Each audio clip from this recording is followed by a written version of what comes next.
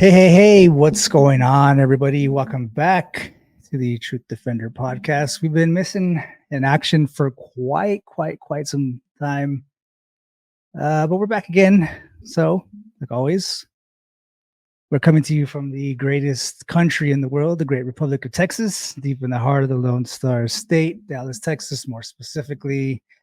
If you guys aren't already a subscriber, and for those of you that stuck around, we really appreciate it.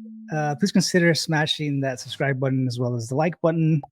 That'll really help us out with the algorithms. Also, don't forget to hit that bell icon so you guys don't miss an episode and get notified when we put them on live. If you guys are on the go and want to check us out, you can find us on Spotify, Google, Apple Podcasts, as well as iHeartRadio and Amazon Music at Truth Defender Podcast.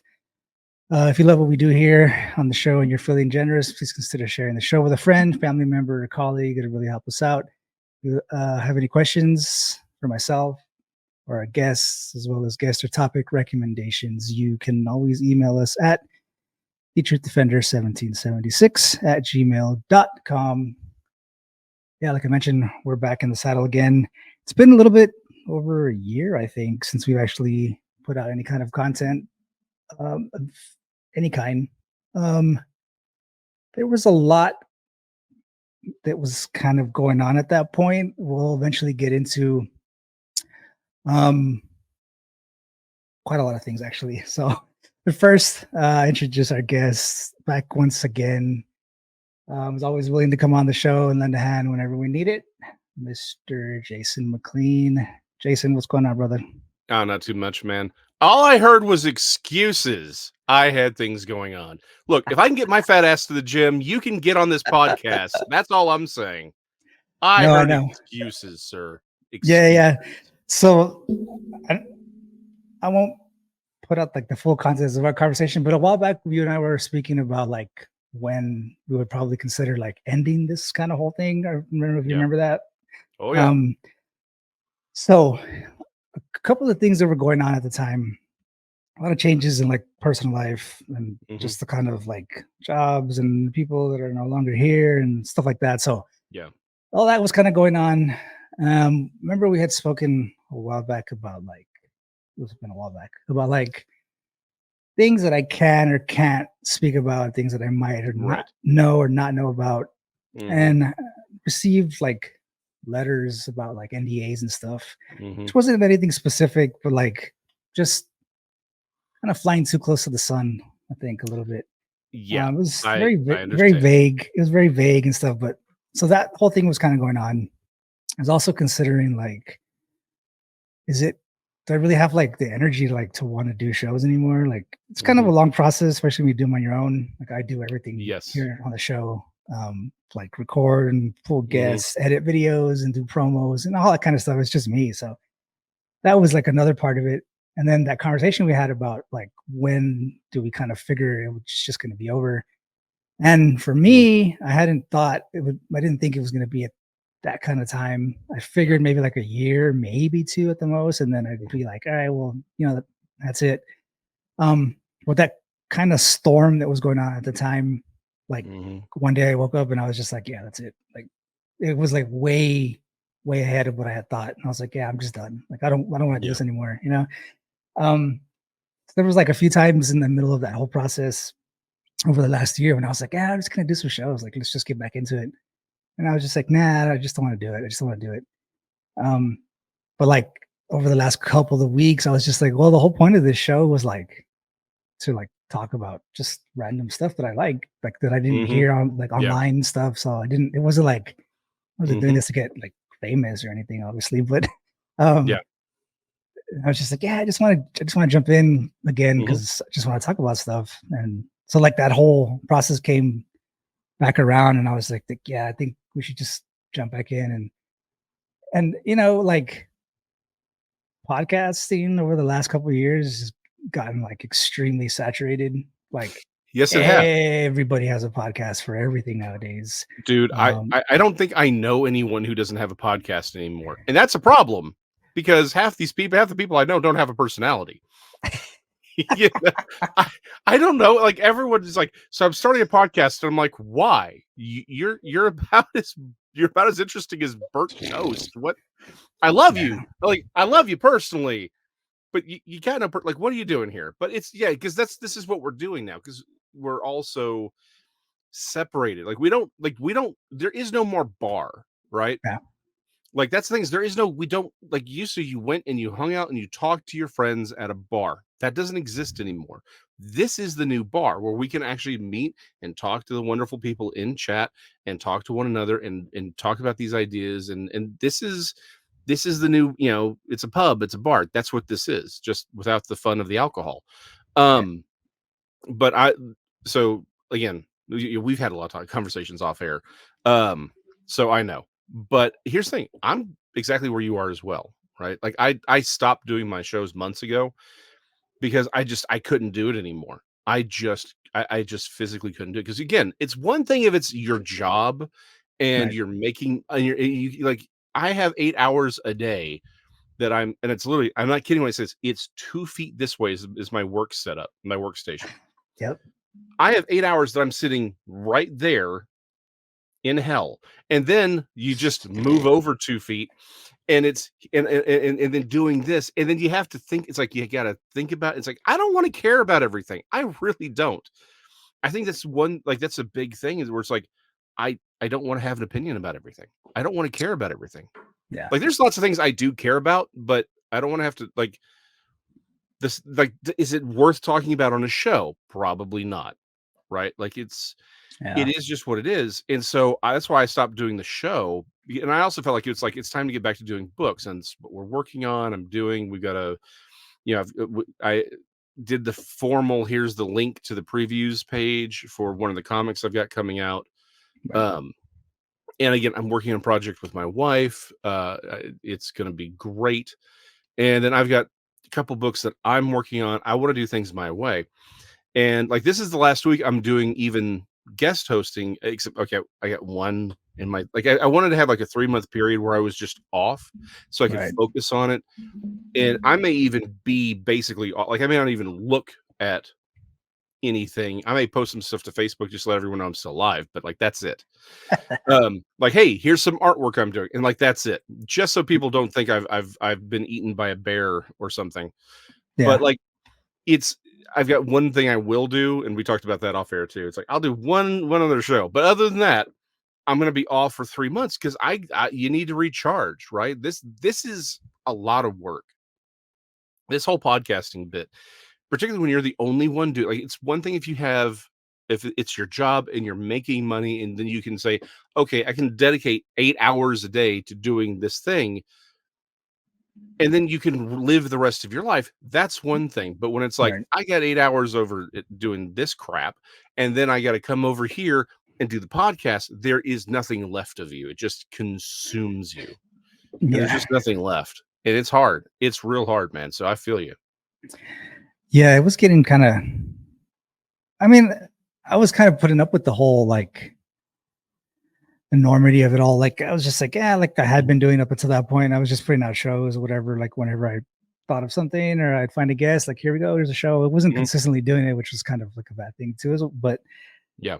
at that point, I was just like, yeah, when all this stuff was going on, I was like, yeah, that's just it. Like I'm just done. Like I'm not gonna do this anymore. So that whole thing happened, and now a couple of weeks ago, I was just like, man, this just because so like the whole point of starting the podcast at first, I Yeah. started like right in the middle of COVID. Like Right. I guess like everybody else did, Like everyone did. Yeah. but I was just like in at the beginning. I was just like, man, I got nothing else to do. Let's just talk about some wild stuff that we like or whatever. And that was it. But now like you can't look through YouTube for anything because everybody has a podcast about everything. And I was just like, yeah, there's no point. Like there's other shows out there that are way but like way bigger and stuff. So I'm like, yeah, that's like no one's gonna miss like my shows, if I'm not here.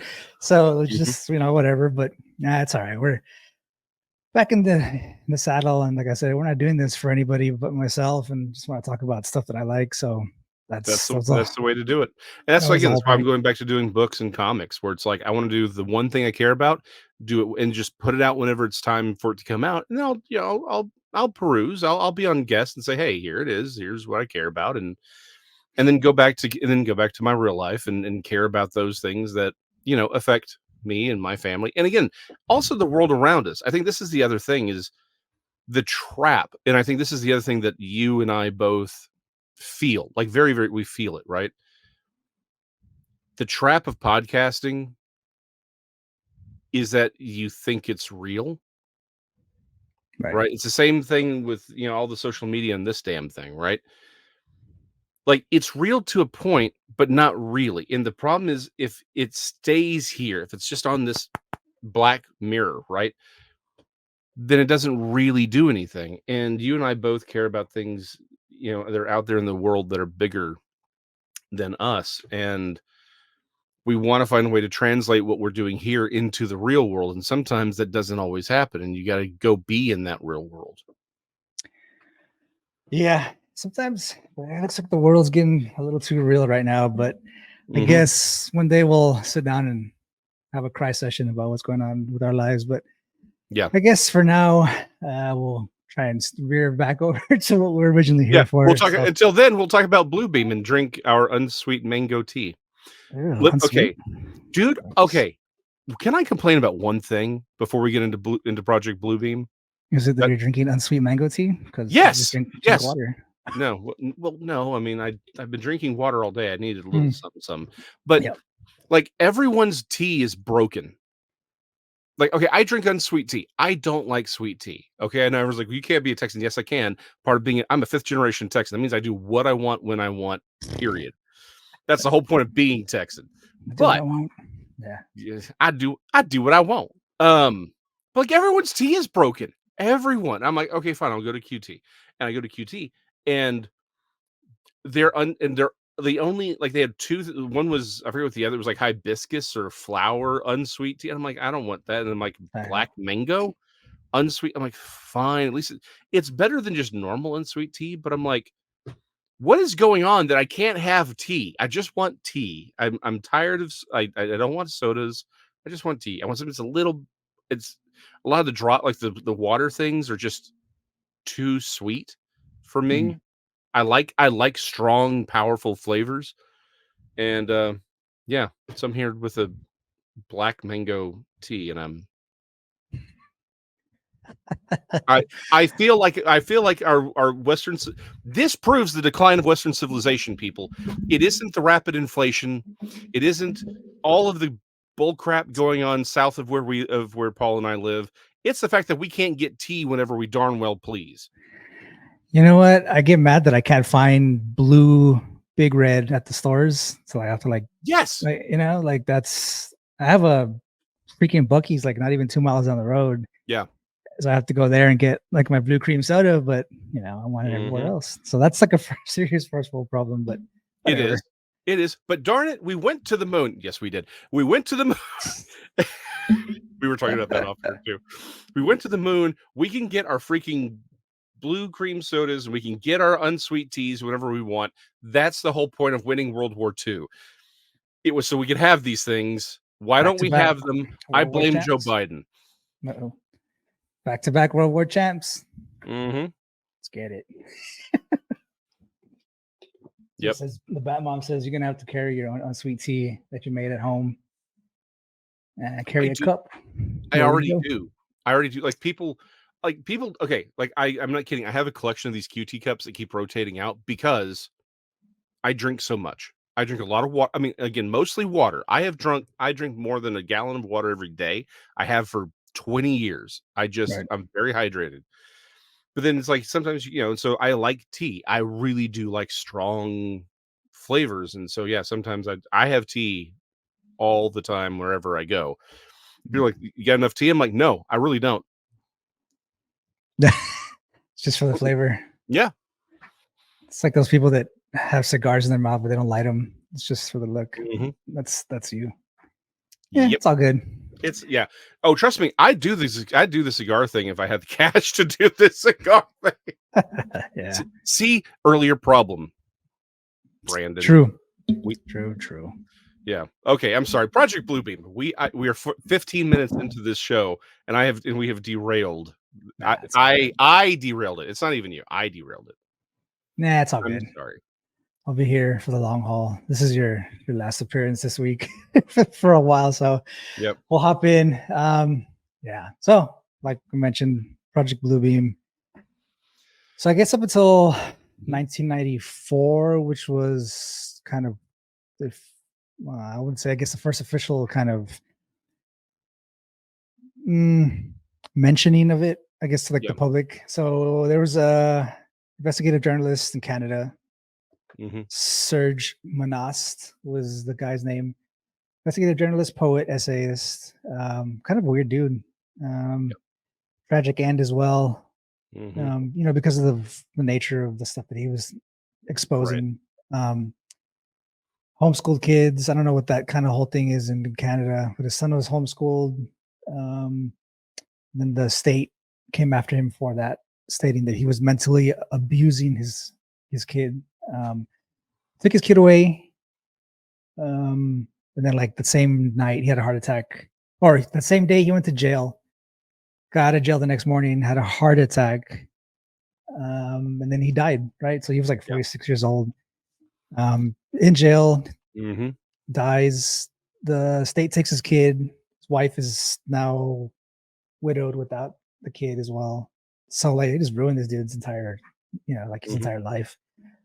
But he wrote a book, which I actually have. Everybody wants to read that. You can get that on Amazon. It's about 40 something pages. It's just kind of a breakdown. Yeah. Like the entire thing. So the main kind of, I guess, what he was thinking that Project Bluebeam was. So to him, Project Bluebeam, I'll just kind of read through a little bit of the notes that I took when I was reading through it. But Project Bluebeam was a conspiracy that suggested that NASA and the UN were trying to create a new world order by implementing a new age religion headed by the antichrist, obviously, using advanced technology to trick people into believing in the religion. They succeeded in their supposed mission. All traditional religions would be abolished and all national identities would be removed in favor of a one world religion and one world government. Now, kind of like the methods that I was reading through the book, because he has a lot of cited papers and like studies from the military and stuff, and like articles and comments from like actual people that were in the military and they were actually working on stuff like this. A lot of the stuff that you would think about nowadays that he was speaking was like they were using like, well, one of the main ones obviously would be that they would be using technology to project, like, I guess like the main thing they're talking about was projecting the leaders of religions like in the skies over different countries, obviously. So like in the West or any country that believe in Jesus Christ, they project like these giant screens of him like in the sky. And like in Muslim countries, obviously they'd be playing like these giant images of Muhammad and stuff. And just for each different country that believe in a different religion, they would be doing that for them. And in the process of doing that, they would be kind of trying to debunk religion as that was happening, telling all the people that were seeing that their religion was false and that they shouldn't believe in it, and everything that they had known up until that point was like entirely false, and that they should follow them because their religion was like the true religion, meaning like NASA and the UN and stuff. So it's kind of a weird, a lot of the stuff that you read in the book that they would try to implement, like it's like a lot of the stuff that we have now, like projecting images in the sky, like that kind of stuff. Holograms exist. You can project like someone's likeness in another building, whatever, once they step in like these weird cubes that like have like these little cameras everywhere, and they project you like in another building somewhere as long as you have one of those little cubes as well. So and like a lot of people hearing things like in their heads, like they can project voices into your mind and like all kinds of crazy stuff that is backed up by actual science and papers, with like a lot of statements from like high level officials as well. But it's just wild. I mean, do you think that they're actually in the process? And this was like in the early 90s that he was saying this stuff. But if you know anything about the government, whatever they tell you, like tech they've had for like 20, 30 years already. So who knows Yeah. what they got now? Well, so okay, let's take one step back on it because I think if there's one thing I think I've really started to come to see this with a lot of these. We tend to get over our skis because we take information and we're like, "Oh, so this is what this thing is." It's like, "Well, hold on." Like Project Bluebeam itself was probably more he saw again, it's okay, well, if you do this, then this is the logical conclusion, right? So Project Bluebeam comes down to like really two parts. Being able to project realistic things in the sky, again, holograms, holography, as well as again, being able to send communications that essentially you think is in your head, Right. right? Projected directly into the skull. And so you hear it, but you don't hear like there's no speakers, there's no whatever. There's a there's probably a million uses to this technology that they were looking into, right? We tend to we tend to forget about things like the CIA made people I forget where it was.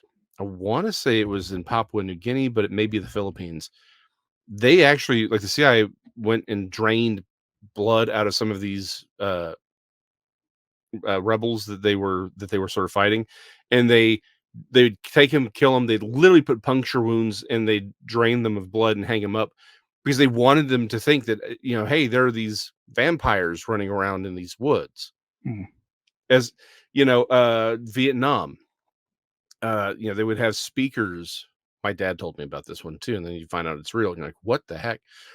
But again, part of the psyop is that you'd have these, they'd hide these speakers and they were playing these recordings of these people wailing and moaning, saying, if you get killed out here, you'll stay out here. I mean, it's like, don't, go throw away your weapons. Don't die. Don't throw away your lives out here like we did, like essentially making them the Viet Cong thing. There were ghosts, Right.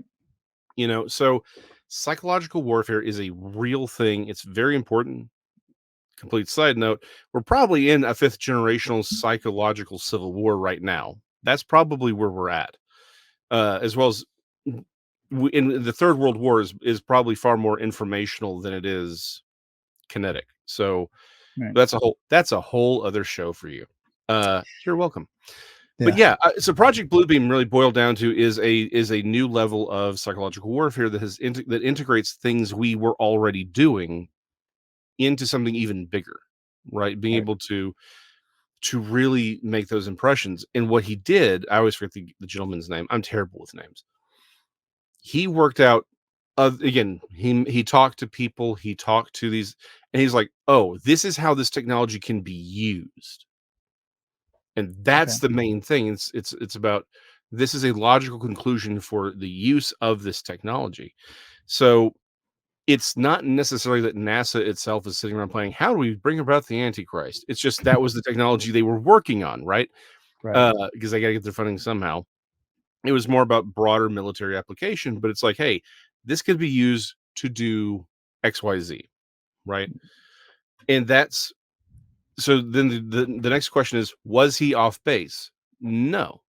I actually wrote about, I mean, I don't even reference Project Bluebeam, but I talk about this in my work on eschatology, right? That um I, I'm convinced two things are going to happen, not soon. Okay, let me phrase this. Soon being honestly within the next 20 years, probably within the next 10 years, an Okay. event of two events are going to occur. They may even be the same event, right?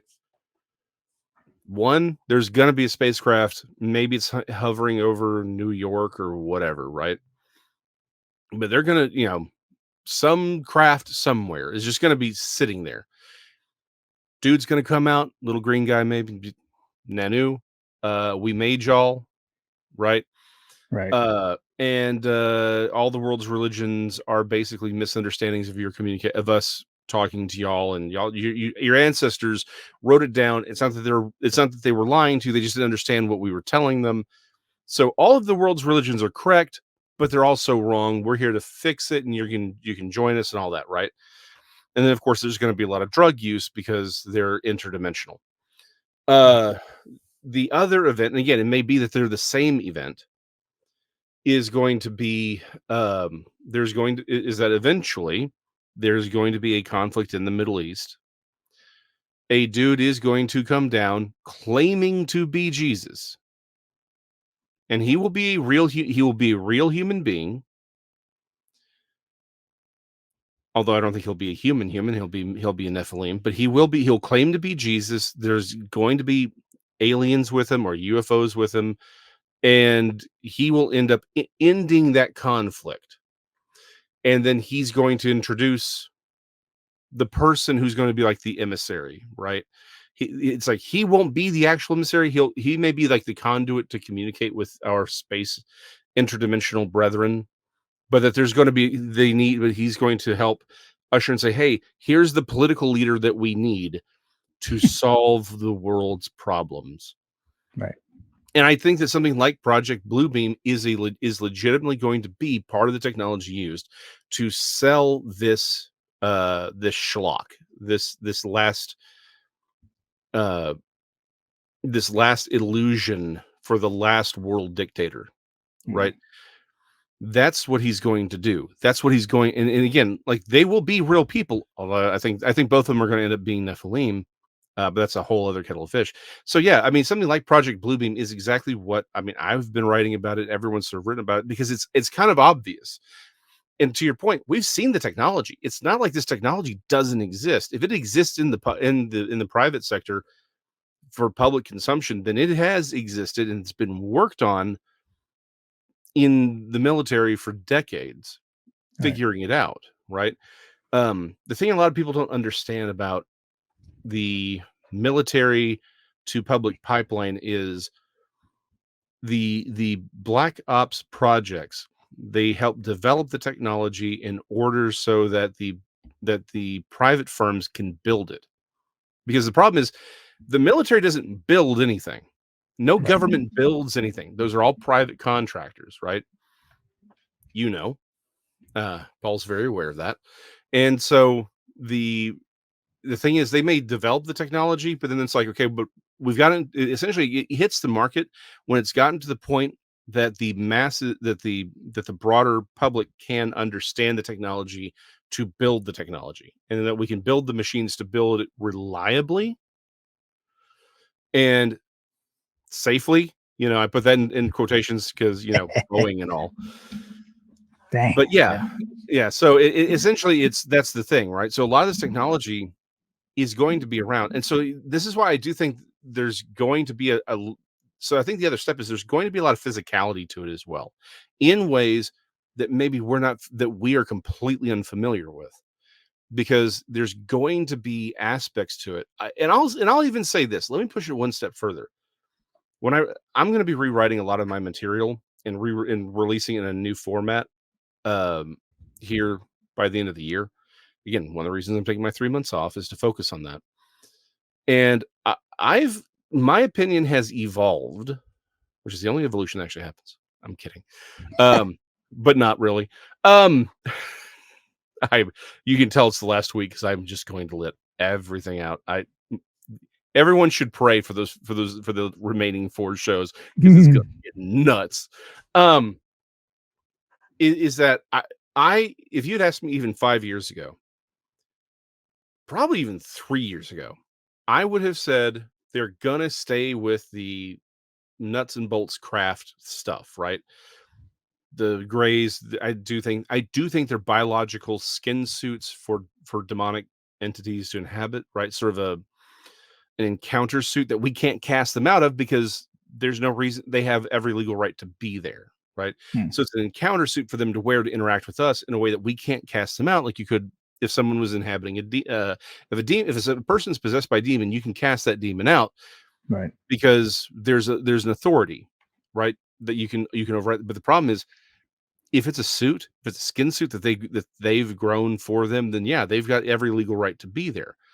So I was convinced there's going to be a lot more nuts and bolts craft to all of this. I think we're being set up entirely away from that the nuts and bolts part will be vastly inferior, and that's going to be straight up interdimensional, where again the whole interdimensional aspect to it is going to be so normalized that they'll just be clearly demonic. Like, they will be supernatural entities, and everyone's going to be like, oh yeah, no, I mean, sure, they're psychic entities, or they're from another dimension, they're pure energy, and we communicate telepathically and all of these things, but they're not demons, they're just aliens. I didn't think they could be that bold. Right. I thought they would have to at least have that veneer of physicality. Nah, man, I think with everything that's going on, they're going to push it a lot harder. Right. That this is interdimensional, and that so that you can communicate with them telepathically, because yeah, I think that's just where we're going with all of this. So I think that's probably why they're letting a lot of this stuff slip, get out into the public to familiarize it, so that they can use that technology to sort of debunk the idea that it's not that technology. Does that make sense? Yep. Because people could just say, well, this is all an illusion, none of it's real, but then they'll have another aspect to it where it's like, see, this is not this, y'all know about holograms and all this other stuff. Clearly that's not what this is. So that means it's real. And it could be part of it may be very real, but a lot of it's probably going to still end up being part of this broader illusion. Right. That's just, we're unfamiliar with that kind of technology, but because we're familiar with this aspect of it, they'll use our familiarity with this new aspect of it to say, well, see, it can't be that because it doesn't do XYZ. Yeah. It's so like, let me kind of go through just, there's 4 steps that he was kind of talking about. I was going to read the step and just a little breakdown of what each one would entail, just real quick. So the first one is going to be the engineered earthquakes and hoax discoveries. The first step in the NASA Blue Beam project concerns the breakdown, reevaluation of all archaeological knowledge. It would deal with the setup, artificially created earthquakes at precise locations on the planet, supposedly new discoveries, which will finally explain to all people the error of all fundamental religious doctrines. So that would be the first one. Second step would be the big space show in the sky. Like we mentioned, the second step in the NASA Blue Beam project involves a gigantic space show with 3-dimensional optical holograms and sounds, laser projection, multiple holographic images to different parts of the world, each receiving a different image according to predominating regional national religious faith. The third one would be telepathic electronic two-way communication. So when they project like voices in your head, maybe even images in your head, who knows? Third step is called the telepathic electronic two-way communication. Lieutenant Colonel John Alexander's article, who wrote about it, said, if it is possible to feed artificial thought into the multigenic field via satellite, the mind control of the entire planet is now possible, which you have with like the internet, Instagram, TikTok, all that kind of crap. That's probably one way they do that, obviously. But an individual's only resistance would be to constantly question the motivation behind their thoughts and not act upon thoughts which they consider to be outside their own ideological, religious, and moral boundaries. The fourth one would be universal supernatural manifestations via electronics. 4-step concerns universal supernatural manifestation with electronic means it contains 3 different orientations. One is to make mankind believe that an alien off-world invasion is about to occur at every major city on Earth in order to provoke each major nation to use its nuclear weapons in order to strike back. Make a lot of sense. You're just trying to nuke the crap out of everything before they get to you. So it's wild for like, even to things like when they talk about these big space shows and stuff like that in the sky. So like, I don't know, like I'm kind of torn when they come out with things like people have videos of UFOs and like people see UFOs and stuff like that. Like I think there might be some aspect that it's true, but at the same time, I think it's just, like he's mentioning, just some kind of holograms that they're able to put out there. Obviously not all of them, but some of like the major ones, like the ones that come from the military when they have stuff like that, like military pilots and stuff. It's not beyond. Like, I don't think that the government would not try to create fear within their own, like in the military, like like we got to show these people something, and then like they wouldn't be like above not trying to hurt like other military members. Like it's just Oh yeah. Oh, like they freaking experiment on them all the time. So the number one group the United States military has experimented on post World War II has been the military. yeah, I yep. mean, straight up. And it gets some of this stuff gets nuts and I'm not even talking about like the really deep stuff where it's like, okay, this guy said it's like, no, I mean, stuff that's actually kind of public information. And some of it's a little, it's like you kind of have to connect a few dots, but are pretty obvious what's happening. Again, the number one people that get experimented on by the military are military officers, and it in particular like the Tic Tac stuff, right? Yeah. I can't say that's what the Tic Tac is or those videos are of. However, something's been publicly discussed.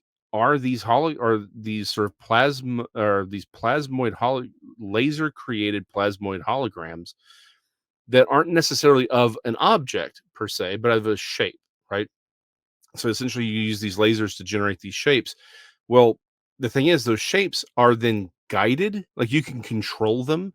You can change what directions they move, how fast they're moving. They are essentially it's like having your own remote controlled plasmoid. And the real big key to this, and this is something that's been publicly sort of discussed, is it registers on radar and thermal. Right. And that's where I think a lot of this is one of those things where we tend to think hologram, therefore not tangible. Nah, that's like a lot of these things are about electronic warfare comes in a lot of flavors, right? And if you can create objects that respond to radar and you can make your enemy think, oh, there's 30 aircraft coming from over here, and you scramble your fighters to go intercept those returns, and then you've got your stealth fighters coming from the other direction. Right. Fight's over. Fight's already over. And that's where we're at. I wish I had come up with it. I didn't. I was reading about it years and years ago. I'm getting old, but it was talking about what real genuine space combat, because I was working on a book at the time. What real genuine space combat would look like. And they said the thing is, we make it out to be like these big giant space battles. And he goes, no, real legitimate space combat is like a knife fight between two men who are blindfolded in a phone booth, because it's going to be about, can you see your enemy coming, and laying things out that, again, like if you're talking about in orbit, right, you could lay out something as simple as like a metal net or a metal mesh net that doesn't have much of a return at all, but it's there. If you put it in their way, that's going to just tear through their ship and cause all kinds of chaos, and because of the speeds involved. Well, it's the same thing. If you can create a lot of these holograms for military purposes, you can then really add a lot of uh, reality to your fake alien invasion or whatever you want to say. Hey, right? Oh, well, sorry, Ray. It's advanced. What to say advanced? It's advanced. I've leveled up. There you go. But it's like, if you can show, like, again, you put this hologram up there, but if it's giving back a radar return, everyone's going to say it's real, right? Particularly in the commercial world, people are going to say, look, these commercial flights are seeing these things on their onboard radar. FAA is showing it. And the thing about the FAA, that's public information. Right. So if they can see it, then everyone can see that it's giving back a radar return. Therefore, it must be real, right? That's how you sell it. And so a lot of this technology, like even people were complaining about the Arrow report, because everyone thinks disclosure is going to be, see, here's the aliens, they're our buddies, and everything you heard about in the X-Files is real. That's not what disclosure is, right? Yeah. It's not what it's going to be. That's not what this is. Arrow, but like the thing everyone was wanting, because they didn't get, Mulder was right. Since they didn't get that, they just threw away the Arrow report. The Arrow report explicitly came out and said, yeah, we've got technologies that even people in the military thought were alien technologies. One of the things you should have Dean Bertram, Dr. Bertram on to talk about this, because he's absolutely the expert on this. Now his is more from a cultural perspective, right? Right. But post World War II, and this is where the one part where I think he and I disagree on. I think it was way more active as far as the military using the UFO phenomena to manipulate the public. I think it was always there from the beginning. He thinks it starts up more in the 80s. Like, he thought it was more spin, right? And then in the 80s, and then in 1980, that's when everything really kicks off with Richard Doty and all that, and SS and OSSI and all that, Okay. and creating all that. I think it's from day one. I think the UFO phenomenon was manipulated from day one because it gave them cover uh, to hide their black projects. Again, this is not to say that there isn't a real phenomena. I think there's a real phenomena. I think it's demonic. However, what we don't know is where the real thing is and where the government stuff is, right? Uh, he and I talked about this all the time on when we were doing a show. Uh, the first real, big, flying saucer event, right? Kenneth Arnold and he's flying, he sees them. You look at his drawings. And again, this is where my expertise as an artist is. One of those times where I'm going to pull this card, and I am an artist. I do have expertise in this. He's straight up is drawing experimental Nazi aircraft. That's what he did. That is exactly what he saw. We can even point to the ships or the craft that he saw, because Right. it's exactly what he was drawing. It's just, you have to understand, when people are looking at things that they're unfamiliar with, particularly if in a high stress situation and they're moving, he's only going to remember aspects of it. Like, it's not, if he's not sitting there drawing it while it's happening, he's going to just, things are going to return to what they are. But it's clearly he's drawing the same craft. Post World War II, people forget all of the Nazis that got brought over here. And a lot of them weren't supposed to be here. In fact, it was a act of treason to bring them over here. So a lot of the whole UFO thing was them covering up their work and their experimentation on Nazi aircraft. And by the way, Japanese engineers and Japanese technology as well. We brought both of them over here. And the guy, I can never remember his name, the guy who developed the SR-71 Blackbird's my favorite jet, and the U-2 spy plane.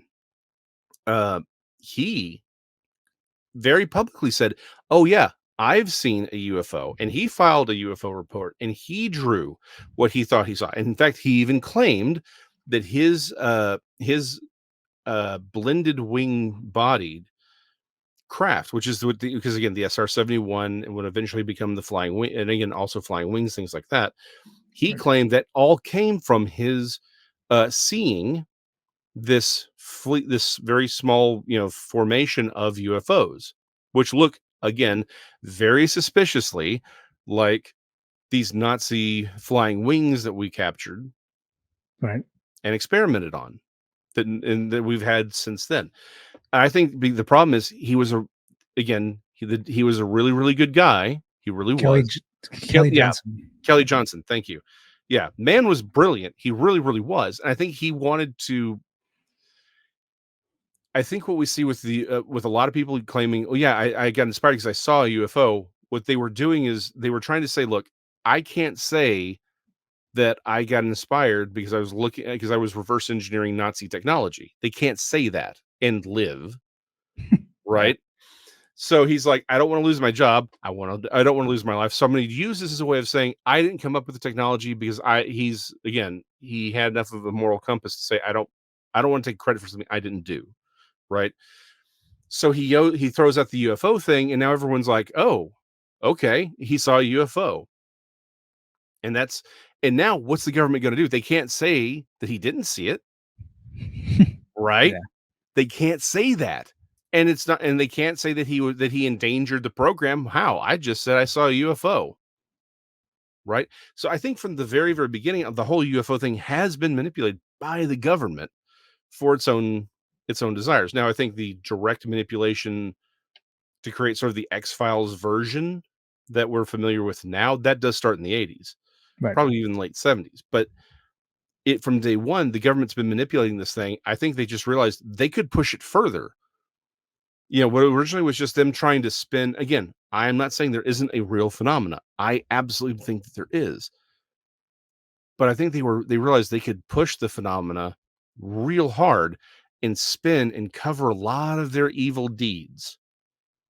I would not be surprised if even in the 60s and 70s, a lot of the and probably up until now, I'm not con- I'm not I am not convinced that it's, again, I don't know what the percentages are, but I would not be surprised to find that a lot of the abductions are actually government experimentation.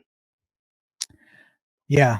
No, yeah, I definitely think that that is the case as well, especially when they're working with technologies like tractor beam Mhm. ish kind of stuff like that. Yeah, it's man, it's weird because I was reading something about that as well, that they're just kind of experimenting to see, if they can kind of recreate that stuff as well. I don't know. I guess maybe something kind of related to Project Bluebeam as well, which I wouldn't doubt. Like, obviously you Mhm. kind of share information as well, but um, I don't know. It's like I would like to believe that UFOs and like aliens exist, and like on some level I do believe they do, but like at the same time, man, it's like all of the technology that we kind of sit on, and technology that we have no idea exists. Like we're general Yeah. public is beyond, they say like 20, 30 years, but I think it's beyond that. Like that, that the government has and the ability just to Mhm. kind of let us see every once in a while. But it's weird. I mean, this is kind of I mean, not how far back they had this kind of information, but in the 80s, obviously, like when the whole kind of Cold War thing was like on its tail end, there was articles about how the Soviets had the ability to kind of, I guess, invade the mind, which was kind of one of Mhm. the articles. I think, what was her name? There was a lady by the name of Sydney Morning. Oh no, her name was, oh shoot, what was her name? Oh, it was Dr. Nathan. I can't say his last name. Abnuanji. I don't know his name, but there was an article in the Sydney Mhm. Morning newspaper that was published March 21st, 1983, which announced Yeah. that the Soviets were invading the human mind. The article, having been submitted by the doctor I mentioned, uh, it was worth quoting the article at length, even though his grammar is a little bit old. This article relates to the Soviets who created the supercomputer. We were so there were a bunch of stuff like that, but I mean, they were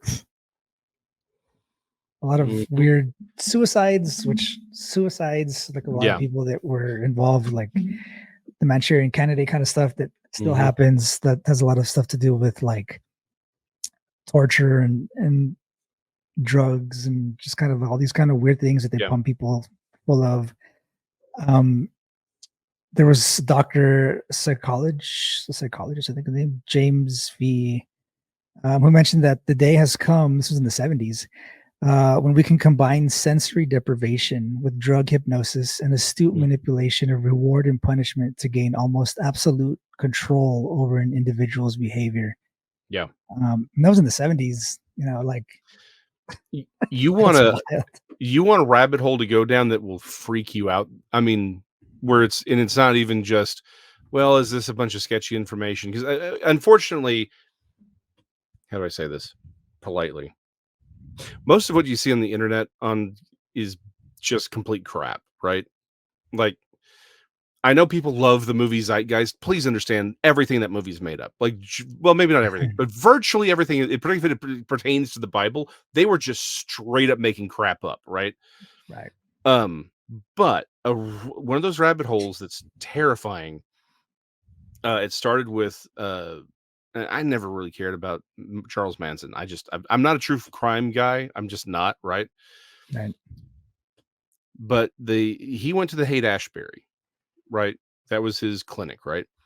A lot of people have looked into it, and when you get it, when you start that rabbit hole, you start finding out the psychiatrist who ran that Hmm. was also the psychiatrist who the government, or who magically appears in Dallas to to be the guy who looks at Ruby. at Oh, Jack Ruby okay. and says, "Yep, Jack Ruby's crazy." And the dude after dealing with him, Jack Ruby loses his mind. Right. It's not just, oh, no. The dude legitimately, he's gone nuts. Like Jack Ruby was not a crazy person. You, me, It's like yeah. we're Dallasites, right? Like we know stuff. Okay. I know a guy again. I had him on Texas show years ago. He was a friend of mine. He was with the sheriff's department. Uh, he knew all of the sheriffs. He knew and even the police officers who were involved in that day. That's why he has his own theory on it, and it's one of the most convincing theories I've ever heard. But back to Jack Ruby, we all knew Jack Ruby was not crazy. He was too well known. But the psychiatrist who shows up all of a sudden now he's crazy. Well, in between that and running Haight Ashbury, which you want to get real controversial, there's a really controversial connection at Haight Ashbury. And a lot of people have said that Charles Manson was straight up, and he was an MK Ultra subject, and because he was himself using MK Ultra procedures with his little cult family thing, right? Well, in Right. between all that, there was a murder, a very brutal murder of 2 children by an Air Force officer who uh happened after, they found him. Now he's like, I don't know what you're talking about. He didn't the dude was covered in blood. He had clearly done it, but he's like, I don't know what you're talking about. I didn't do this, right? After a couple days, he confesses. Guess who the psychiatrist is that gets brought in to get his confession? Same doctor. Mm, And what had happened to this? Again, going back to the whole idea that the number one group of people experimented on by the military officers. Guess what he was doing just prior to this snap, where he brutally murders a couple children? He was part of a study for migraines because he suffered from migraines. nice. We Project MK Ultra never stopped. It just continued on to this stuff. Every psychiatrist, every psychologist, every doctor who worked on MK Ultra s- just kept going. Everyone thinks, oh, it's a military thing. Again, guys, military, CIA, they don't build anything. It is what it is our colleges and universities and private enterprise. That's where everything is built. That's where the experimentation is, where all of it goes. It just gets put into the military. So all of those psychiatrists, all those doctors who performed bizarre, inhumane experiments on humans for decades, they took all that in, and they took all the information they got from the Nazis that we brought over, and they turned it into the stuff, into the algorithms and psychiatrists that sell you Coca-Cola and stupid sport game ads, and figure out and gave Facebook the ability to understand and know a woman is pregnant before she knows she's pregnant. Right. This thing knows when you go to the restroom, not because it's tracking you. It knows it algorithms you. They know when you're pregnant, when you don't. They know what you want better than you do. These are people. This is why I really do think a lot of, at least a good portion of the abduction experience. Again, I don't even think they were abducted. I don't think they went anywhere. I think this was part of their experimentation. They were implanting those thoughts and those memories, and they probably were doing things on them. But the reason they're like, oh, I went through the wall, and it's like, again, I do think there's a reality to it for some of it, but I think a lot of it was them. They used the abduction experience to cover their experimentation on humans, which brings us back to Project Bluebeam, right? Which is the point of the show. Project Bluebeam is the culmination of all of these technologies and all of these ideas and all of these goals Hmm. to create, again, the one world government. Yes, the antichrist. Yes, to give him power in a way that we haven't had it before. It's a way to destroy all the world's religions and unify them at the same time, to make people believe that, oh, our interdimensional space brethren have come, Yeah. right? And this is the reality. You read through Revelation, a lot of it is, yeah, he's trying to make sense of what he's seeing, right? There's a lot of prophetic language to it. Mountains aren't mountains, people, they're empires, things like that, right? Yeah. But I do think we need to take a lot of these things where he's saying it looked like a, this, it's a scorpion that had, human face. It's like I think that may be a lot more real than we realize. He may be describing things that are a lot more literal. Like, we may try to spiritualize a lot of this or just say, well, he's seeing tanks and airplanes. It's like, nah, nah, he may be describing exactly what he's seeing. And that's the more terrifying thing, because what if that is what this is going to end up looking like? Well, we're all going to freak out. Yeah. Right? It says, the Bible says that men's hearts will fail them for fear of what is coming upon the earth. And there you have it. I've always read that and actually held that like quite literally, right? So like, I don't know, it's always been like a weird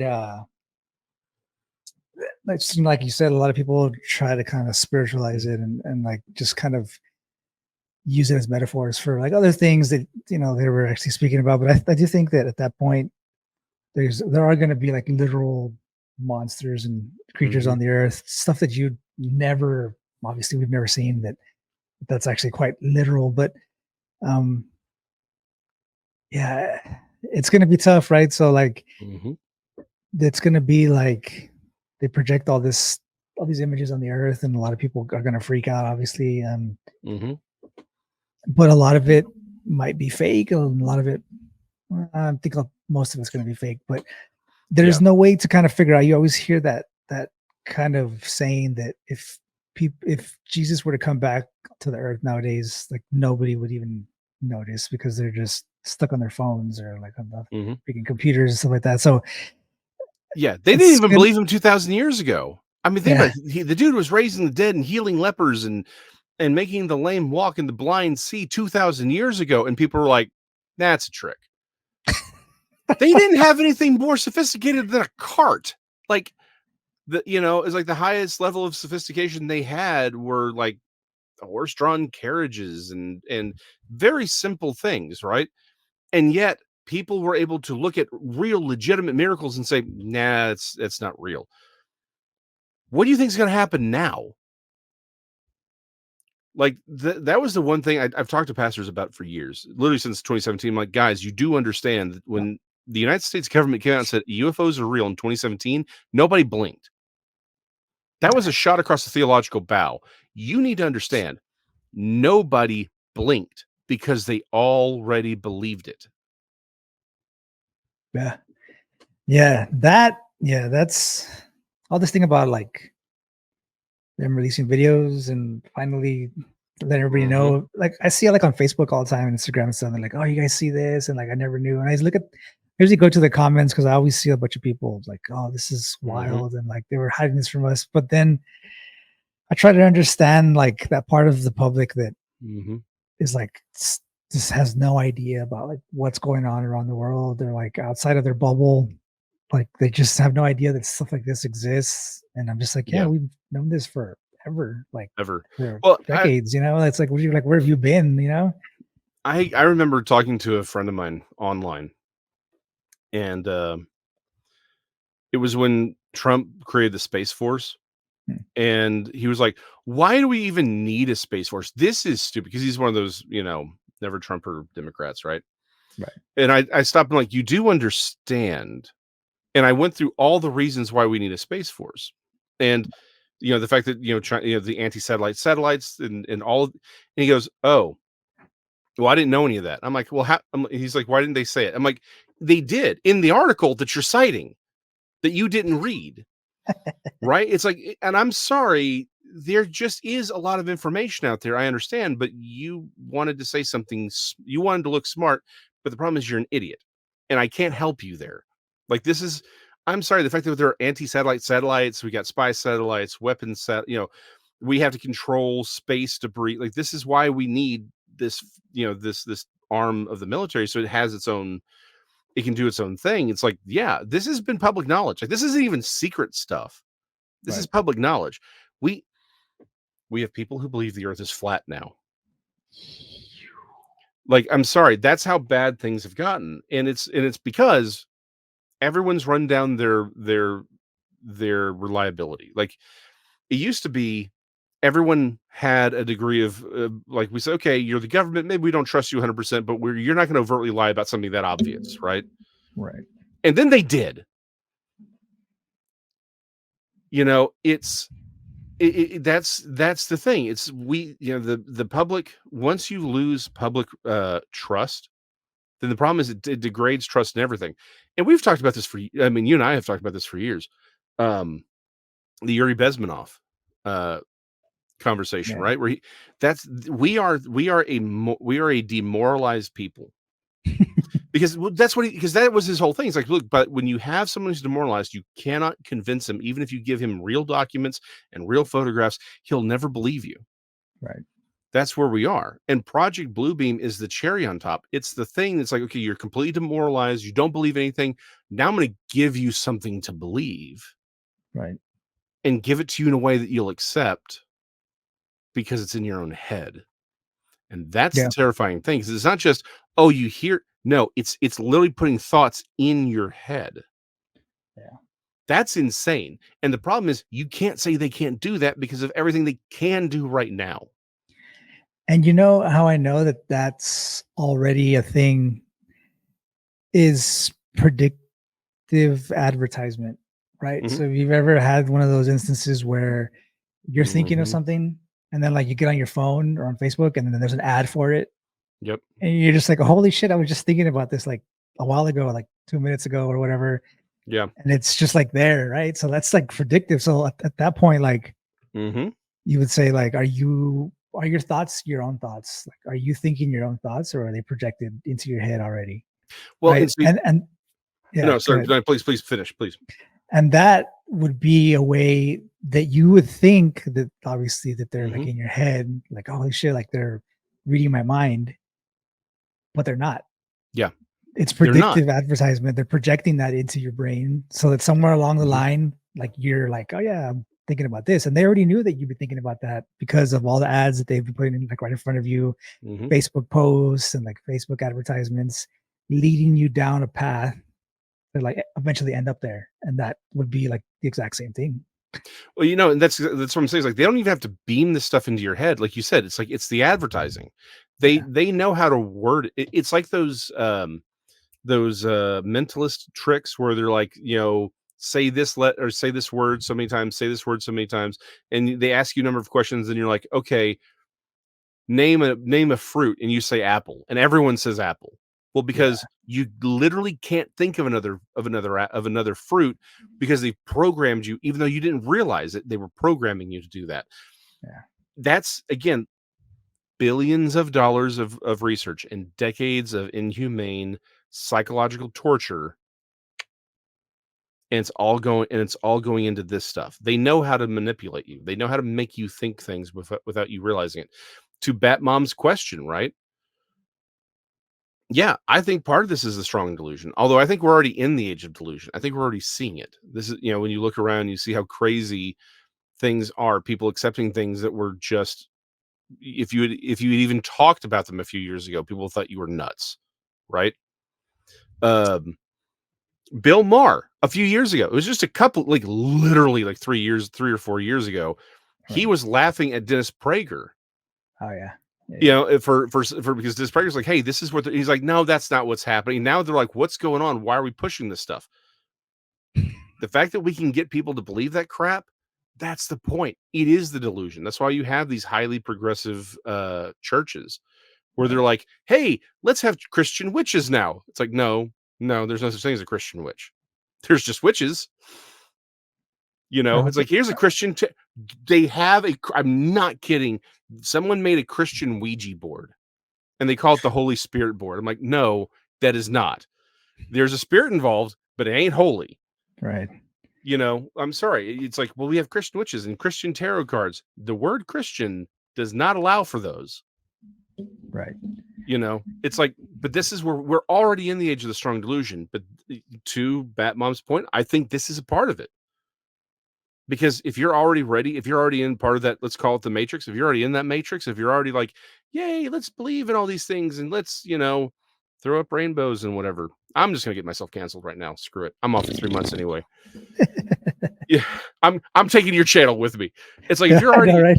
yeah, you're like, I just got back online, dude. Yeah, no, sorry, I'm taking you with me. It's like if you already have these churches who are already agreeing with all of these things, then yeah, they're gonna want to buy into this stuff. And that's the whole thing. They even said you have to consciously make a decision. It's like this is not me. Right. This is them. That's the ultimate point of Project Bluebeam. Is they're going to be able to put that crap in your skull. It's not just that you hear it; they're going to create it. They're going to it's going to be constantly. You have to consciously take control of your own thoughts. But guess what, boys and girls, you already gotta have to do that because Yeah. blue beam or not, demons are real and they're talking to you all the time. Not every thought that's in your head is yours. Bastards Sometimes, trying to make me order that extra piece of cake and not go to the gym. Damn you. no, that's you. It's just me. Yeah, Shit. that's It's just you, just man. me. Yeah, because it's all of us. It's all of us. I had to go back to the gym. I made that's one of the other reasons I'm taking 3 months off. I got to get back into going to the gym every day. I'm getting healthy. I got to do it. So it's like, but yeah, not every thought is yours. They whisper thoughts to you all the time. One of the most terrifying experiments that they ever did was that magneto helmet, where they were Right. trying to see if they could stimulate that part of the brain, and everyone came out with the same, and like literally everyone came out saying the same thing. They saw what they called wax people, these very tall, thin people that were sort of made out of what they said they sort of looked like were made out of wax walking through walls, and they were all hearing voices telling them to do terrible things that felt like they weren't coming from within their own body. I'm like, Mm. guys, is it possible that maybe they weren't all just and of course the psychologist like it's clearly something that we're doing with the magnetic helmet and all that. It's creating it's like no, no, you're allowing them to see what's really happening. That's why. Right. That's why they're doing it. So yeah, not every thought you have is your own, which is why we're supposed to take every thought captive. Sure. Yeah, it's wild. I Mhm. mean, so I'll get to this. A couple of the Yeah. things before we end up wrapping up here. I don't want to keep it too long, but going back to the actual, we're talking about tractor beams and all that kind of stuff. Mhm. So this will be second step, the big space show in the sky. So I'll read through here a little bit. Um, the result of these deliberately staged events will be to show the world the new Christ, the new Messiah. Mhm. Um, enough truth will be foisted upon an unsuspecting world to hook them into the lie. Even the most learned will be deceived. The project has been perfected or has perfected the ability for some device referred to as tractor beams Mhm. to lift up an enormous amount of people, as in Mhm. a rapture. So that's going to be a thing, and whisk the entire group into a never land. We see tests of this device in the abduction of humans by those mysterious Mhm. little alien greys who snatch people out of their beds and through the windows into Mhm. waiting motherships. The calculated resistance to the universal religion and the new Messiah and the ensuing holy wars will result in the loss of human life on a scale never imagined before in all of human history. So if you ain't with it, then they're just going to kill you like they usually do. So it's wild. I mean, just the fact that they Mhm. have the technology to just kind of be testing it, and then it's weird because I mean, let's see, where do we go from? I want to get another email. Yeah. So let me say Mm, this. Let me say this. I think I can keep you out of trouble here. As I just learned you can't breathe tea. Um so by the way, Jeremy have also I'm a huge science fiction nerd. Don't get me started on Philip K. Dick because my biggest problem is Philip K. Dick keeps getting these really great movies and Heinlein can't. So that's a whole I guarantee you I'll go on an hour rant about that. But here's how I'm gonna keep you out of trouble. The Bible literally predicts an event that kills 1/3 of humanity. right. So yeah, the idea, and again, the idea that there is a war. I wrote about this in my actually it was four smaller booklets that I did eventually comprise into one on the 2017 alignment. And one of the things I pointed out, it's like, hey, there's an awful lot of beheading going on in that book. There's an awful lot of that. And there's an awful lot of reason to look at Islamic eschatology and say it's it's the bizarro version of the Book of Revelation, Right. where the good guys, are the bad guys, and the bad guys are the good guys. And if you want a war that kills 2/3 of humanity and involves a lot of head cutting, Sure, I'm all for it. yeah. Who are you going to go to for that, right? ISIS. Yeah, and again, it goes back to there's an event that it's one event that kills 1/3 of humanity. It's after and everyone's like, oh, so that happens where I'm like, guys, I think that probably happens at the beginning of the 7 years, not at the end. I think that happens at the beginning. I think that's how the Antichrist comes into power. But there's, again, like I said, there's a war coming between the Prince of the Covenant, who gets one line in the book of Daniel. He's the good guy, but he loses to this other character who we now know as the Antichrist, right? He's known as the Assyrian in the Old Testament. But it's, as I mentioned, there's going to be a guy who shows up who claims to be Jesus, right? That he'll say he was never crucified. That's how you know it's not really Jesus. But he's going to come and he's going to end this war. Right. So again, now is it the same war that kills 2/3 of humanity or 1/3 of humanity? I don't know. What I do know is 1/3 of humanity is 3 billion people.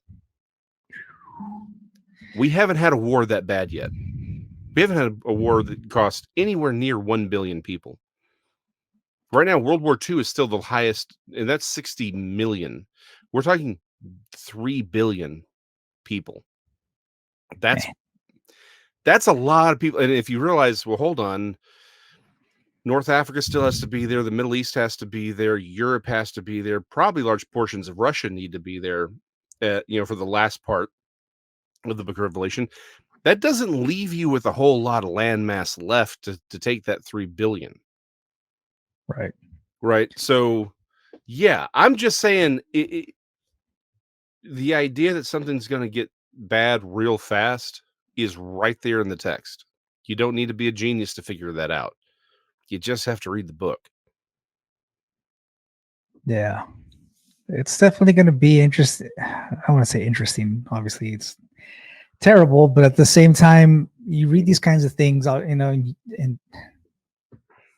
as a Christian, you want to know, like, these, you want to see these things come to pass. Obviously, if you're a true Christian, obviously, let's say you have nothing to worry about, but you're a little less worried, I guess you would say. Just knowing that, if you follow the path, you're going to be fine. But I don't know, man, it's, and obviously we won't be here to see it. Obviously, all this stuff's going to happen. If the rapture is to be believed, like, we'll all be gone by the time that happens, which is great. But at the same time, you just like kind of want to see stuff happen, but then I don't. Would now be a bad time to mention I'm a pre-wrath rapturist, not a pre-trib. Oh, are you? Yeah. So, okay, funny story. And I know we've gone long. That's fine. You shut me off whenever you want. So I grew up pre-trib, right? Just absolutely. And one of the pastors of the church that I grew up in, my parents actually helped found the church, right? Okay. Yeah, yeah, what did you say? But one of the pastors was actually the provost of Dallas Theological Seminary. It's where I thought I was going to go for the longest time. And he was very much like, he was one of the leading thought leaders of the whole pre-trib rapture, right? So I have my pre-trib bona fides. I am a pre-wrath. I would suggest that the rapture and the resurrection are the same thing. That they are not, that we should not be separating those two ideas, and that it occurs at the end, but it happens before so the thing is, we have this idea. I think the big problem comes back to that we misunderstand the Book of Revelation. We think that you'll hear them. People say it's the seal judgments and the trumpet judgments and the bowl judgments or the vial judgments, right? Problem is, At no point does the Bible call these seals or the trumpets judgments. Okay. It is exclusively the bowls or vials, depending on which translation you have. It's the same thing. Those are the only things called judgments, and it's the vials of God's wrath. Well, what happens prior to them being poured out on the earth is the two witnesses, right? They're killed. They are resurrected after 3 days. They ascend to heaven. There's a great earthquake, and then right there, the Bible's like, okay, time for God to reward, the faithful, the prophets, and the saints. Those are two different groups, Right. and it's the resurrection of the dead. Okay. There is no reason to separate the rapture from the resurrection. In fact, if you look at one of the big reasons people try and do that is they'll say when Paul in Thessalonians talks about the rapture verse, right? Harpazo, it's where we get the word rapture, right? It's harpazo in Greek, it's rapture in Latin, that's where we get the word rapture. If everyone's acting as if Paul is coming up with his own stuff, but if you look at the Greek, it's clear he is talking about Matthew 25 and what Jesus Okay. is talking about with the gathering together of the church at the end. I just don't, there's no reason to separate those two things. And because clearly they know what he's talking about, right? So the assumption that if you're pre-trib that you make is, oh, Paul has made up this, or he's created the idea of the rapture and he's told them before, but we just don't have any writings where he explains it. It's like, well, that's one way to look at it. Or you can look at the book of Acts, where Paul never comes up with anything original. He's only appealing to previously established scripture. Okay. Right? That's what Paul does because he's rabbinically trained. He's doing what a good rabbi does. He points to, or really any attorney, which is what he was, he's pointing to pre-established doctrine in scripture. He's just pointing to Matthew 25. It's the same, and just saying, hey, it's not just about the dead, it's about those of us who are living. We're going to be gathered together to Christ at the same time. But the dead will raise first. It's all one event. It's just the living will be raptured and the dead will be resurrected, but it's the same event. And for me, that happens prior to God pouring his judgment on humanity, which is the bowls, which is probably the week. And the reason this is the two witnesses are important is the Feast of Trumpets so the Hebraic feasts, right? The first four have already occurred in Right. Jesus's life, and they were done in succession, right? Right. Passover, unleavened bread, and each feast, each event foreshadowed what happened in Jesus's life, his crucifixion, his sacrifice, and also his resurrection, and then of course Pentecost, which is the coming of the Holy Spirit. If y'all ever get a chance, study how all of those feasts are celebrated. It'll open your eyes. Well, that still leaves the fall feasts, which is trumpets, the New Year, and then Sukkot. And trumpets is celebrated when two priests see they see the new moon. Good. Because the thing is, and tell me if this sounds familiar, it is the festival that you did not know the time or the day. You knew the season that it would occur, but you didn't know the time or day because they had to actually see it with their eyes, the new moon. Okay. And then they would go down, which is why even in David's day, when it talks about a 2-day feast, that was the Feast of Trumpets. They knew about when they would see it, but they didn't know when it would occur. So they said, okay, we're going to set aside these 2 days so that so the priest can see it. That's the two witnesses. They go up, and it's like, okay, we saw it, time to go. It's time to bring it. That's what it's foreshadowing. That's the Feast of Trumpets. That's the rapture, the resurrection, all the same thing. And then you have the week in between that event and New Year, which is when God pours his wrath. Jesus returns on the New Year. And then you have Sukkot, which is when he sets up his millennial kingdom. Okay.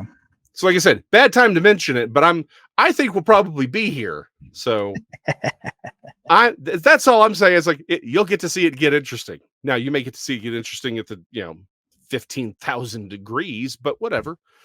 Oof. Yeah. So what do you think about the floating cities in China like a few years back? I think it was like 2015, 2016. Yep. Was is that like another kind of version of that? Do you think that was Oh yeah, I I think it's I think exactly what it was. I think I was reading somewhere that they were talking about it was like radiation gas or something that was like projecting all these weird, it's always gas, swamp gas, Yeah, radiation gas, something. yeah. But I was looking at some of the videos, man. They were wild, like just like these giant apartment buildings appearing like in the sky and stuff. Like Hmm. it was wild, like looking at that kind of stuff. I mean, Yeah. obviously the Chinese would be like the ones to try and replicate stuff like that as well. So Hmm. they steal Yeah. everything from us. Exactly. Well, and so here's the thing, like, I don't know. Like, first of all, it may not have even been real because again, it's coming out of China. We don't know if it's real or not. But if Right. it was real, then yeah, I think that's exactly what you're looking at is something like Project Bluebeam, where it's that same technology. And here's the thing, it may have even been us doing it. It may not have even been China pulling it off. It may have just been us doing it to screw with the Chinese because that is what we do. Right. Yeah. It's man, it's let me see. I think I got a couple of pictures here that I can look Hmm. at, but um let me take a look. This would be floating city. Let's see if we can all take a look at these things. So uh it was kind of wild because like so these images and well, obviously hopefully people can see them, but so there's a few of them now. Hmm. If people look at them, these buildings here don't exist. Supposedly not supposed to exist. Um, so they're just like appearing in the sky around Hmm. like in the midst of all these clouds and stuff. Um, this like these buildings don't exist, which is wild, supposedly. Yeah. Again, So supposedly, like that's yeah, what I'm saying. Like the preface that my entire comment is assuming this is even real, sure. right? Because unfortunately, because this goes back to the whole demoralization, right? We don't even know if half this crap is even real at all. Um, with it's like it's we were talking again off air, certain groups that shall remain unnamed. Um, you show them real things like nah, they'll believe the thing that they see on TikTok that says XYZ, right? Yeah, So it's like we don't even know. Like that's the worst part. Is like we don't even know that these things are real. Like maybe all of this whole thing, all of it could have been a scam, or it could all be real. We don't know. That's the worst part of all of it. Like I said, if it's real, it's probably something like it would be something like Project Bluebeam. But yeah, I mean, it's nuts that this is something that happened or didn't. You know?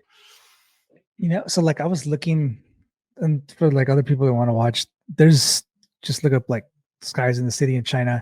They have videos, so like you can see like people in the Hmm. forefront with cameras like looking up in the sky recording and like people pointing and stuff. So like there's video of it. Yeah. Well, not just the images, but Oh yeah. this image right this video right here is like the Hmm. weirdest one because there's like clouds Hmm. and like there's nothing underneath. You see like water and like other stuff, and then there's like these giant buildings like in the background that are just Yeah. there, and they weren't there the night before. They were just like they disappeared like all of a sudden like the next morning. It's weird. So I recommend other people watch this stuff, but it's wild just to think about it. And so you think about like New York and especially Hmm. in places like Korea that are really technologically advanced. You see like on the street corners they have like these giant billboards in like in the middle of downtown with Yeah. like holograms that are sticking out of the buildings and like reaching down for Hmm. people. Like all that kind of stuff is extremely advanced. It's wild. Yeah, it's nuts what we can do, and so, yeah, to say now again, it's like, but we would say, well, we can do it because of the infrastructure's there, but then you have this kind of thing where it's like, again, working from the assumption that it's real. There's nothing that people could look at to say, oh, that's what projected it, right? It's just there, which would make it even scarier. It's one thing if you can say, oh, it's all part of the show, right? Right. That's one thing, but to see something like that, I imagine it would be quite terrifying. And imagine, again, something like, let's say something like this appears over a city, right? And everyone can see it, and you can get a radar ping off of it. And so jets are now being diverted, and planes and helicopters are being diverted away from it because they're like, hey, this thing's real. We can see it. Our own, our onboard radars are seeing this thing. Right. It's going to be real hard to say that's not real. And I think that's the point, right? Is that if you can't say it's not real, how many people are going to fall for it? Particularly if the book is correct and they have they achieve the ability to actually literally broadcast thoughts into your head, it's going to be real hard to, for people to not say that it is real because they're able to tell, because they're being influenced to think it's real. Especially when you got stuff like Elon Musk wanting to put chips in people's heads, and you think that stuff's not going to be used for like nefarious stuff as well. And he might not start out like wanting to do that kind of stuff, but I mean, that stuff's going to be hooked up to the internet. Yeah. It's like Mm-hmm. anybody's going to be able to jump into your head, and pretty soon it's going to be, I don't know, for a lot of people out there that don't play video games, but something like freaking Cyberpunk, where you can just download information to people's heads or even that, like access their Oh thoughts. yeah. It's going to be wild like that. When people talk about like the whole Neuralink thing that Musk is working on, I'm like, it's never going to be in my head. And they're like, well, imagine all things you could do. I'm like, yeah, you become an immediate NPC. Like literally you become an NPC with that. That's being, I think, actively tested right now with that. What is that headset that I'll just see all these freaking people walking around with, and they're like swiping at the air because they're watching stuff on their head. Like that stuff is just terrifying. It's just wild. Like it's going to be interesting. It's terrifying for sure. And then people are like, "Oh, it's going to be good. It'll help you fix people that have like neurological problems and all kinds of stuff." Like, yeah, I get it. Like, I get what the initial implementation is trying to do and what they want to do. But like, whenever there's some kind of stuff like that, there's always somebody that wants to make money on something, and they'll use it like to make somebody. I mean, just think of the implications. You start off with trying to help people. Say somebody loses like an arm, or they lose like the nervous system and like half their body or whatever, and you try to bring it back. Some people, one day someone's gonna figure out how to like give people superhuman strength without the PCP. Just make people smarter, and at that point you're just like creating humans to order. Like, yeah, it's called transhumanism. And we can end on this. My cat is looking at me like it's time to do things, and is reminding me it's time to take her out. But yeah, this is the point of transhumanism, right? All technology is dual use. The same technology allows you to make a sword, allows you to make a scalpel. Everything that we can create, all of this technology that would allow us to heal people who have neurological diseases, or lost a limb, or again fix actual neurological issues, also allows us to control you in ways we've never done before. Right. Nothing has changed since the Tower of Babel. It's always the same thing. In fact, I was literally talking about this with a friend of mine today. And maybe this is ultimately what to end on. The rule of first use, right? In scripture, the first time something is used is telling you something profound about that thing. And maybe it has implications later on. But the first two tyrants in scripture, Pharaoh and Nimrod, they make people make mud bricks. What's a mud brick? It's dirt, it's water, pushed into a form. They are uniform, they are identical, they are of no individual value. Humans are dirt.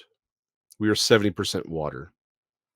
Man-made government wants you to be a brick in the wall, of individually of no use. Uniform, you got to fit in the mold. Right. But when God actually commands for altars to be made, he specifically says unhewn stone. An unhewn stone is one that you just find in nature. Right. It isn't changed. To do that, to make an altar with unhewn stone, requires what's called dry masonry. And dry masonry will last forever. But every stone is unique. And so it takes a master stonemason to put them together and align them in such a way that each one is now load bearing. That's why they last forever, is because every stone is integral to this creation and is unique. No other stone can do what that stone is doing now. And that's the point. Human government wants to make you a brick in the wall. God's kingdom wants you to be you in the most profound way, and that you are drastically important in the kingdom. Project Bluebeam is one more attempt to make you just another brick. That's all it wants you to do. That's all it wants you to be. God wants you to be his child. In that, you will be the most you will ever be. A freaking man. Well, I think we're gonna end on that, everybody. We originally had it set up for an hour. I don't want to take too much time from Jason today, but as usual, it gets kind of spicy when we start talking about stuff like this, which is great. Yeah, but like we mentioned before, Jason's going to be gone after about a week or so. So with that in mind, let everybody know where they can find your upcoming projects. Right now, you can follow me on Facebook and Instagram. I'll be posting everything there. Seer Papers will be coming back. We had to change servers and all that, so it is coming back. And again, I do have more books coming out this fall. But yeah, Facebook, Instagram, all that. Just follow me. On Facebook, you can follow me at artist Jason McLean. Just type in Jason McLean. You'll see this beautiful face. One will be drawn, one will be a photograph. Follow both of them. It'll be fine. Sweet. Yeah, we'll have all the links down below as well for everybody that's listening on other platforms as well. Yeah, man, I appreciate the time, and I'm glad that I was able to catch you on your way out. Hopefully, Always when you pleasure. get back in the fray, we can pick up again somewhere down the line. But until then, good luck on everything that's going on, and I hope everything comes out as you planned. Appreciate you, man. Yeah. For everybody else, I appreciate you guys sticking with us. I know that we were gone for a little bit over a year, but we finally got back into the fray. I was checking like the YouTube channel the entire time I was gone, and I didn't lose a single subscriber, which was great. Actually, I kept gaining subscribers while I was gone. I don't know how to take that really. Maybe they were like kind of happy that I wasn't around for a while. I don't know. Yeah, exactly. Like, oh, good, this loser's gone. Yeah, no, right. So I was just like, oh, that's cool. I was expecting a little drop off, but like everybody was still there. I was like, cool. We go up and down like, here and there, but we never dropped down. So it was great. I appreciate everybody on that as well. But yeah, we're going to wrap it for today, and we're going to jump back into the fray here in the next couple of weeks as well. So we're going to pick stuff up because I was amassing like a huge list of things that I wanted to speak about while I was gone. So over the year, I created a list of like 50 to 55 different topics. So those are all going to get done. So just like random like things that I would find like online, or even watching videos like in other, like I watch a lot of Spanish news because hablo español un poquito. I'm just kidding. But I do not. I tried. I got kicked out of Honduras for that. So whatever. So I was watching like random shows online and like a lot of conspiracy shows that come on like in other countries and stuff. And I'm always fascinated about like random topics that nobody would know about here in the States that they have like in other countries and stuff. So yes, there's a lot of stuff like that I found, which was great. And so that's going to be coming up. So for everybody that's listening or watching, stay tuned for that. But yeah, for everybody else, if you guys aren't already subscribed, please consider hitting that subscribe button, hit that like button as well, turn that bell icon on so you don't miss an episode of those really awesome shows that we're going to be having out. If you guys are on the go, like I mentioned, find us on Spotify, Google, Apple Podcasts, as well as iHeartRadio and Amazon Music at Truth Defender Podcast. If you like what we do, please consider sharing the show with a friend or whoever you got living with you or whoever you're making out with or whatever. It's all good. Questions for myself or our guests, as well as guest or topic recommendations. Like always, you can find us at thetruthDefender1776 at gmail.com. Links to the shows and social medias and all that kind of stuff will be down below. Yeah, I'm going to jump back into it. Good sir, I appreciate your time, and we'll be catching you down the line. Good night, everybody. Adios, everyone. Perfect.